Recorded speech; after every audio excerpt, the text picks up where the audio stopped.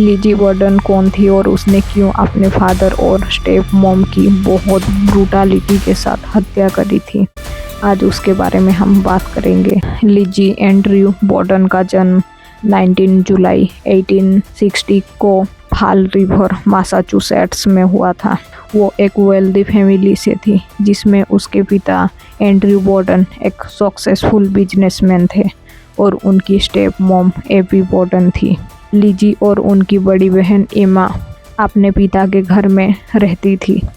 घर में family tension थी क्योंकि एंड्रयू बर्डन काफ़ी कमज़ोर थे और लिजी और एमा को यह लगता था कि एबी, जो कि उनकी स्टेप मॉम थी, वो उनकी इनहेरिटेंस को अफेक्ट कर रही थी। इसके अलावा लिजी का अपने पिता और स्टेप मॉम के साथ रिश्ता बहुत ही क्रिटिकल था। 4 अगस्त 1982 एंड्रयू बर्डन 70 इयर्स की और एबी बर्डन 64 इयर्स की, उनकी हत्या उनके घर में बहुत ही ब्रूटलिटी के साथ की गई थी। यह मर्डर सुबह के वक्त हुआ। एबी बर्डन को सुबह के 9 बजे अपने घर के गेस्ट रूम में मारा गया। उन्हें एक कुल्हाड़ी से 20 से ज़्यादा बार हमले किए गए थे, जिस वजह से उनकी बॉडी की डिस्क्रिप्शन बहुत बुरी हो चुकी थी। एंड्रयू बर्डन सुबह के 11 बजे एंड्रयू को लिविंग रूम के सोफा पर मारा गया था जब वो सो रहे थे। उन्हें भी कुल्हाड़ी से ही वार किया गया था, 10 से 11 बार।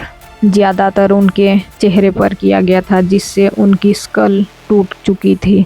दोनों मर्डर्स की ब्रूटलिटी ने पुलिस और पब्लिक को शॉक कर दिया था। घर में उस वक्त सिर्फ लिजी और हाउसमेड ब्रिजेट सुलिवान थी। लिजी ने पुलिस को बताया कि उसने मर्डर्स के वक्त कुछ नहीं देखा और वो वहाँ पर नहीं थी, घर के दूसरे हिस्से में थी। इन्वेस्टिगेशन और अरेस्ट। पुलिस ने तुरंत जांच शुरू की। कुछ पॉइंट्स थे जैसे कि मर्डर्स वेपन, कुल्हाड़ी घर के बेसमेंट में मिली जिसका हैंडल टूटा हुआ था, लेकिन इस पर खून के कोई भी क्लियर निशान नहीं थे क्योंकि उसको साफ किया गया था।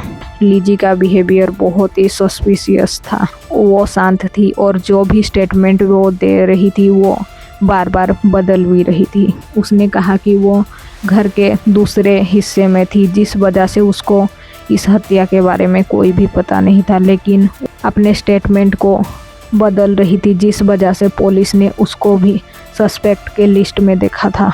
Murder motive. पुलिस ने फैमिली टेंशन और इनहेरिटेंस डिस्प्यूट को मोटिव माना।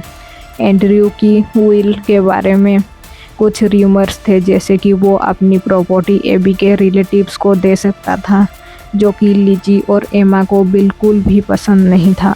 लिजी ने मर्डर्स के बाद एक ड्रेस जला दी थी जिसको उसने यह कह के बताया कि उसमें पेंट गिर गया था जिस वजह से उसको जलाना पड़ा।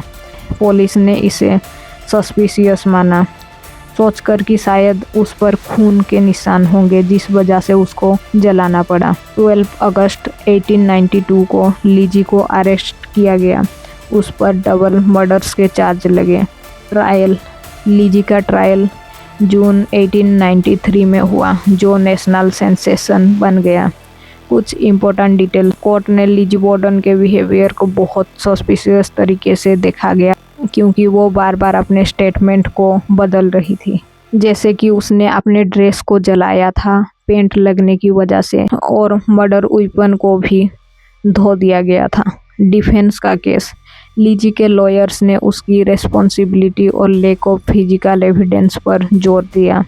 उन्होंने ये भी कहा कि एक वोमेन इतनी ब्रूटल तरीके से क्राइम नहीं कर सकती, जो कि उस समय के जेंडर बाइसेस की वजह से कन्विंसिंग भी लगा। 20 जून 1893 को जूरी ने लिजी को नॉट गिल्टी डिक्लेयर किया क्योंकि कोई भी एविडेंस नहीं थे उसके खिलाफ। पहले ही उसने अपने कपड़ों को जला दिया था और मर्डर वेपन्स को भी साफ कर दिया था। ट्रायल के बाद लिजी और एमा घर वापस आए, लेकिन फॉल रिवर के सोसाइटी में लिजी को लेकर एक मर्डरर्स की जैसे देखा गया। ट्रायल के बाद लिजी और एमा ने अपने पिता की सब संपत्ति को हासिल कर लिया। उसके बाद उन्होंने एक अलग सोसाइटी में एक घर खरीदा जहां पर दोनों में अभी भी टेंशन थी। एमा ने 1905 में अलग रहना शुरू कर दिया। लिजी ने अपनी ज़िंदगी फाल रिवर में ही बिताई, लेकिन वो सोशल आउटकास्ट रही क्योंकि सब लोग उसको एक क्रिमिनल की तरह देख रहे थे। उसका नाम लोकल गॉसिप में चर्चा का विषय बन गया था। लिजी की मौत 1 जून 1927 को हुई। कुछ थ्योरीज और सस्पेक्ट हैं, जैसे कि लिजी के अलावा और भी सस्पेक्ट थे, लेकिन कोई भी एविडेंस ना होने के कारण वो सब छूट गए। लिजी बॉर्डन सबसे ऑब्वियस सस्पेक्ट थी क्योंकि उसका मोटिव था अपने पिता की संपत्ति। कई लोग ये मानते हैं कि वो शायद गिल्टी थी, लेकिन एविडेंस की कमी के कारण वो बच गई। ब्रिजेट सुलिवान, वो लिजी बॉर्डन के घर की हाउसमेड थी, जो घर में ही थी, जो मर्डर्स के दिन उस घर में ही थी, लेकिन उसका कोई भी मोटिव नहीं था और पुलिस ने उसको सीरियसली सस्पेक्ट के दौर पर भी नहीं लिया। जॉन मोर्स, एंड्रयू का ब्रदर इन लॉ, जो कि मर्डर्स के वक्त घर में था, लेकिन उसके अगेंस्ट कोई भी एविडेंस नहीं था। कुछ लोग ये मानते हैं कि कोई आउटसाइडर होगा जिसने ये मर्डर किया होगा, लेकिन उसके खिलाफ भी कोई भी प्रूफ नहीं मिला। इमा बॉर्डन, एक थ्योरी में इमा को सस्पेक्ट माना गया, लेकिन वो मर्डर्स के वक्त सिटी में ही नहीं थी, इसलिए उसको सस्पेक्ट लिस्ट में ही नहीं लिया गया। लिजी बॉर्डन केस ने अमेरिका को पूरी तरह से हिला दिया। यह केस एक ट्रू क्राइम आइकॉनिक एग्जाम्पल है। इस पर कई बुक्स, मूवीज, टीवी शोज और प्लेज बने, जैसे कि nursery rhyme, Lizzie Borden took an egg and gave her mother 40 whacks। ये फेमस राइम केस के बाद पॉपुलर हुआ। फिल्म और शो 1975 की movie the legend of Lizzie Borden और 2018 की मूवी लिजी इस केस पर बेस्ड है। केस को लेकर आज भी हिस्टोरियंस, क्रिमिनोलॉजिस्ट डिबेट करते रहते हैं, फिर भी ये एक अनसॉल्व्ड मिस्ट्री है। केस के मिस्ट्री ने लोगों को अट्रैक्ट किया क्योंकि ये विक्टोरियन एरा का सोशल नॉर्म्स, जेंडर रोल्स और जस्टिस सिस्टम के लिमिटेशन को हाईलाइट करता है। लिजी एक ओमेन थी। उस समय ये सच में मुश्किल था कि वो इतनी ब्रूटलिटी के साथ क्राइम कर पाए। 2025 तक लिजी बॉर्डन केस ऑफिशियली अनसॉल्व्ड है। मॉडर्न फोरेंसिक टेक्निक अप्लाई नहीं हो सकते क्योंकि बहुत सारी एविडेंस जैसे कि कुल्हाड़ी और ड्रेस ये सब डिस्ट्रॉय हो चुका है। अभी भी फाल रिवर में बॉर्डन हाउस अब एक बेड एंड ब्रेकफास्ट और एक म्यूजियम है जहां टूरिस्ट मर्डर साइट देखने आते हैं।